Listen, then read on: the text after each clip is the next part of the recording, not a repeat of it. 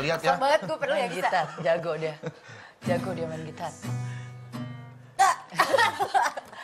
Bagus Aing main gitarnya. Kan kita mau kasih inspirasi buat sahabat pagi di rumah.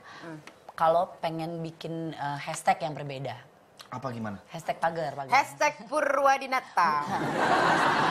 Pagar, kalau misalnya kita lihat pagar rumah kan biasa kan? Minimalis. Minimalis. Apa Pagar rumah lu namanya? kayak gimana bentuknya? Klasik. Standar. Enggak dong. Sorry ya. Enggak ya. Kayak diamond. Asik. Kenapa Bang? Ada beberapa pagar yang bisa dijadikan inspirasi? Benar, ini ada beberapa pagar yang diciptakan secara kreatif, bisa jadi inspiratif kreatif juga buat Tadi sahabat cantik pagi. ngomongnya kreatif sih, Ti. Oh, ini keren banget nih. Pagarnya ada nuansa ikannya. Bukan Pak, itu kayaknya pagarnya memang ada akuariumnya gitu deh. Tuh. Wow, akuarium. Akuarium, keren banget pagarnya. Ini kalau tetangganya punya kucing habis sih. Habis nih kalau di sini mah nggak bisa bikin pagar begini. Nggak bisa. Diambilin orang. Iya bener. Udah pasti coret-coret juga. Orang tiang nganggur di pinggir jalan aja diambilin ya. Diambilin. Kalau lihat tembok bersih dikit tulis. Iya, kenapa sih orang-orang sini tuh? Tulis The Jackets. Wah. Kalau nggak apa ditulis namanya dia, Iwan was here. Iwan was here. Bodoh amat. Bodoh. Nih lucu nih, pakai batu-batuan ya. Apa sih ini? Iya bener. Iya kan?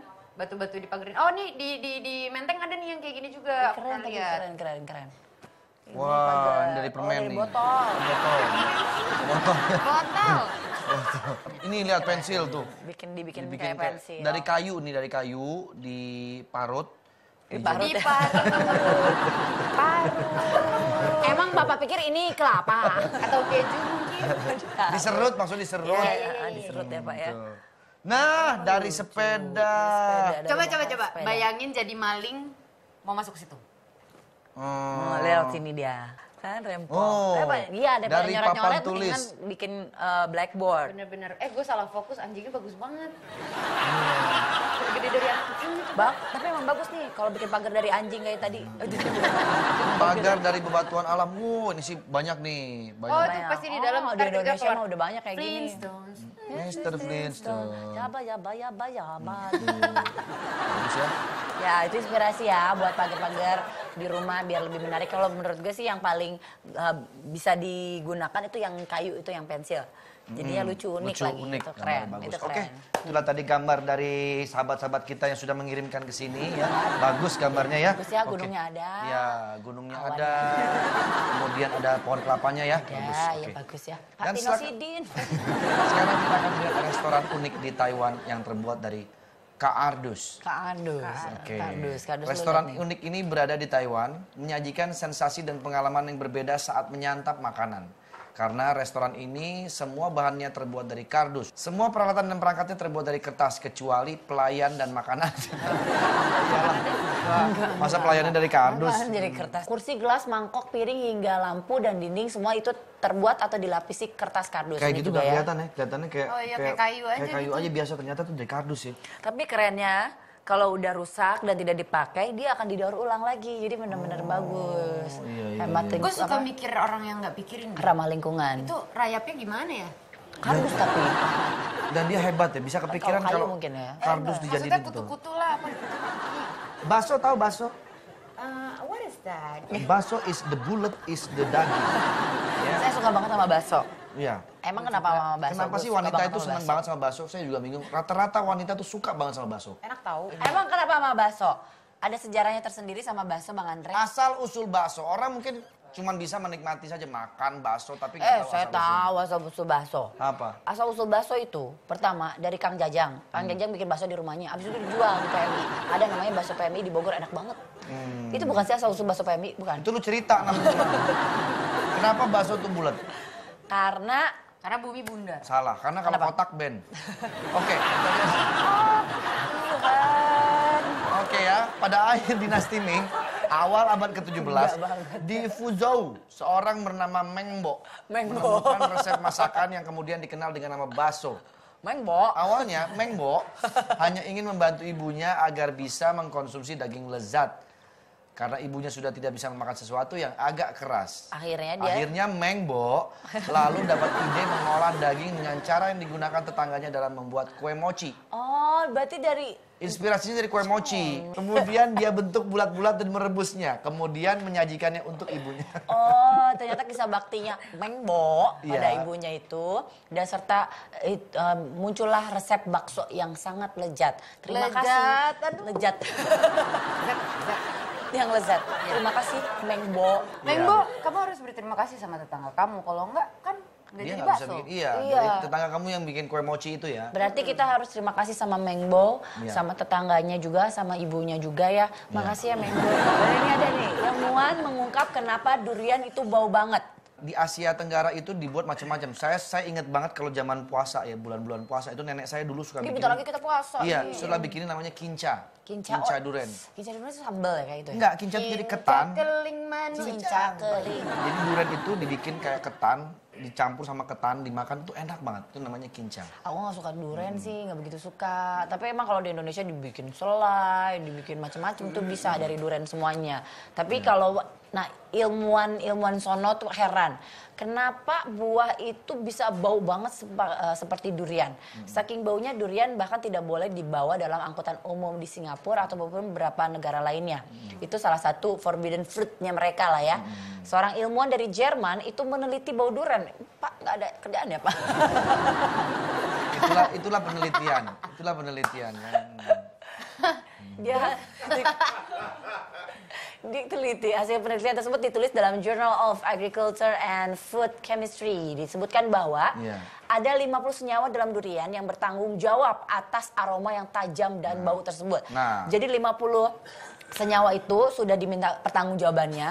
Sekarang dia sudah dinikahkan ya. Senyawa-senyawa tersebut. Ini ada aja bertanggung jawab. Yang mengherankan 4 senyawa dalam durian itu belum ada dalam ilmu pengetahuan manapun. Analisa ini memperlihatkan bahwa ada banyak senyawa dalam durian yang menyebabkan bau. Karena senyawanya masih misterius. Dan gak heran kalau para ilmuwan memberikan slogan bahwa durian adalah keajaiban ilmiah. Iya, dan kenapa baunya durian itu baru terasa ketika kita belah durian. Seng baunya baru. Begitu. Emang benar itu. Karena kalau nggak dibelah belum bau. Begitu dibelah. Iya dong. Tawa lu kenceng banget, Cek. Baru ceng gitu. Anak pantai, anak gunung. Pantai dong. Anak pantai. Kalau anak pantai nyanyiin dong lagu gunung.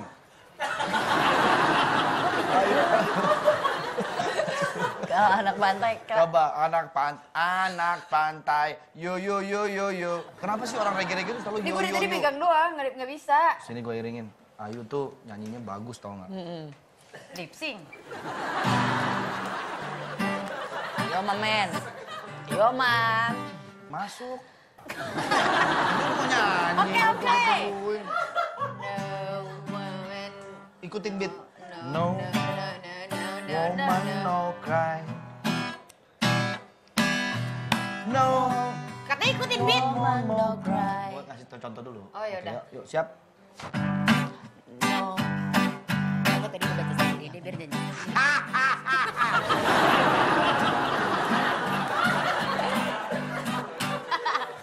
No woman no cry. No woman no Asik. cry. Kenapa kita ngomongin soal No. dia? Momen nodong. Kita ngomongin soal Bob Marley Karena Bob ternyata- Marley itu Anak pantai. anak pantai. Iya betul. Dan juga ada penerusnya Bob Marley. Katanya sih ada ya. Mbak Surip. Bukan, meninggal juga. Ini ada nih, coba kita lihat. Yakin banget lu. Keren. Banget pakai di apa? Bener-benerin mic-nya. Namanya Miley Kingston. Gemas. Keren banget ya. Itu apa sih yang jatuh? Kok dia ngeliatin yang jatuh sih, bukan Oh orang? itu mic-nya tuh. Terus dia nyanyi pakai apa? Pakai hati. mic. Rambutnya apa sih Asik, pakai kain? Ya Allah lucu banget. Asik. Ini namanya Miley Kingston, penerus Bob Marley.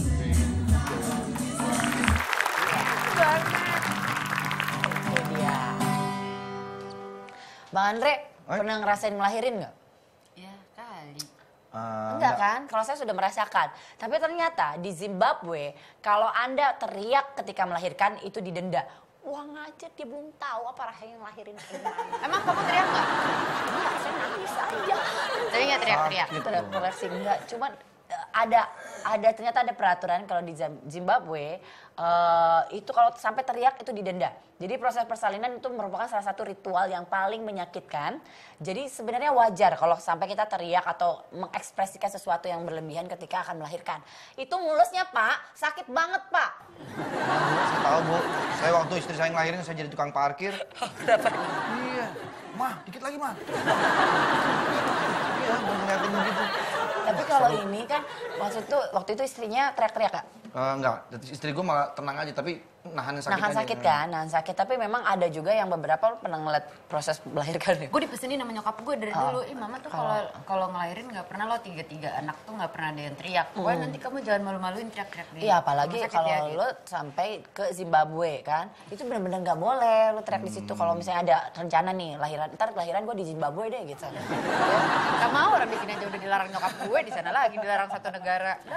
Tapi ternyata emang ini banyak wanita yang memilih untuk melahirkan di rumah daripada harus membayar biaya yang mahal akibat mereka berteriak.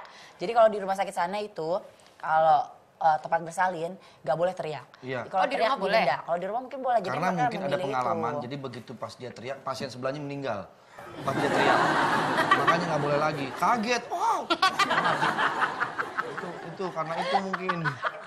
Jantung yang sebelah tuh, kaget, teriak-teriak begitu. Nggak boleh lah. Atau nggak kaget terus sebelahnya ternyata kelahirin duluan. Kan nggak boleh, benar-benar. Ini ada pertimbangan kan makanya.